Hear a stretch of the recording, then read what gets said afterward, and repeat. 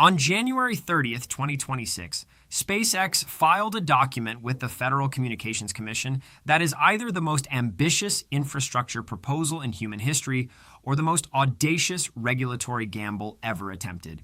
The filing requested permission to launch up to 1 million satellites designed to function as data centers in orbit. Not 1 million communication satellites like Starlink, not 1 million weather sensors, 1 million computing nodes circling Earth between 500 and 2,000 kilometers altitude, running artificial intelligence workloads powered entirely by solar energy collected in space.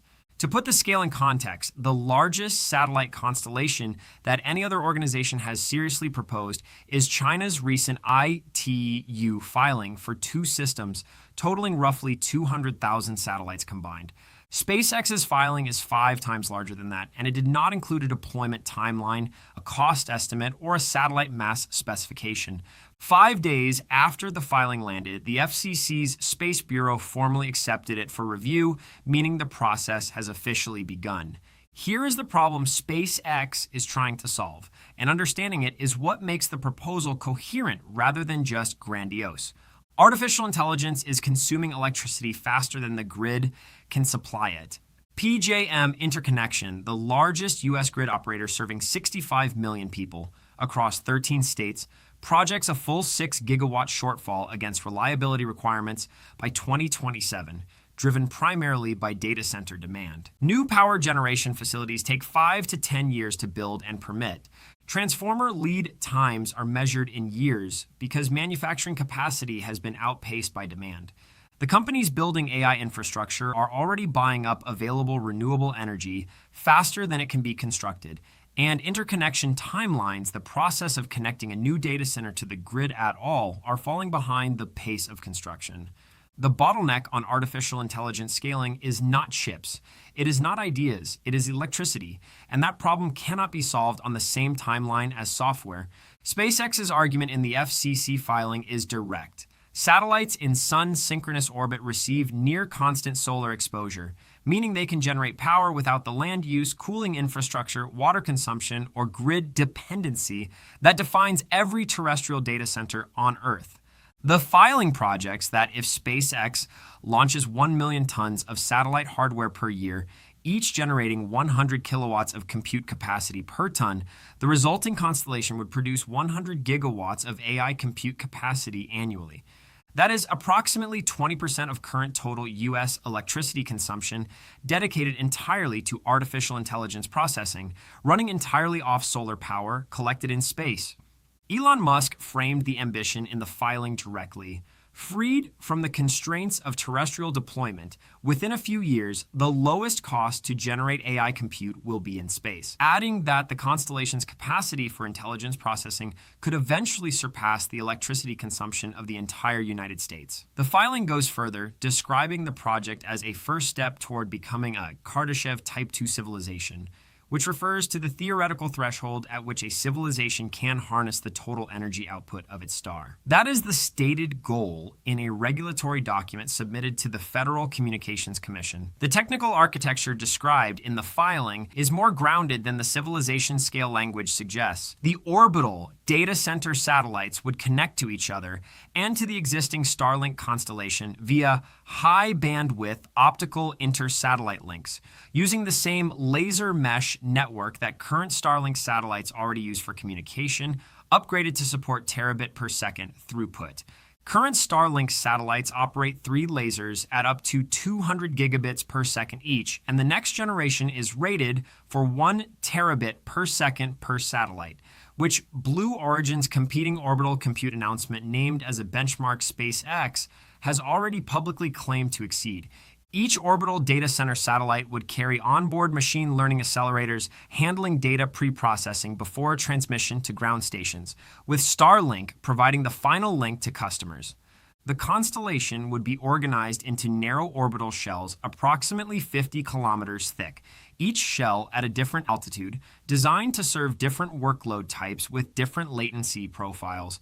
There is also proof of concept that is not theoretical. A startup called StarCloud launched the first artificial intelligence server into orbit in December 2025, a 60-kilogram satellite running NVIDIA H100 GPUs that successfully trained a language model aboard a SpaceX rocket, making it the first machine learning training run completed in space. StarCloud's second launch, scheduled for October 2026, will feature 100 times the power generation of the first satellite and integrate NVIDIA's Blackwell platform. SpaceX's own pilot testing of on-orbit compute nodes on Starlink 5, 3 hardware is expected later in 2026, before any large-scale deployment begins. The obstacles are significant and deserve the same clarity as the ambition. SpaceX requested a waiver of the FCC's standard milestone requirements, which normally require half of an authorized constellation to be operational within 6 years of approval and the full system within 9 years. The company argued these milestones were designed to prevent spectrum warehousing and are unnecessary in this case. But the FCC has historically approached mega constellation approvals with caution, typically authorizing satellites in tranches to monitor collision risk and debris mitigation before allowing further deployment.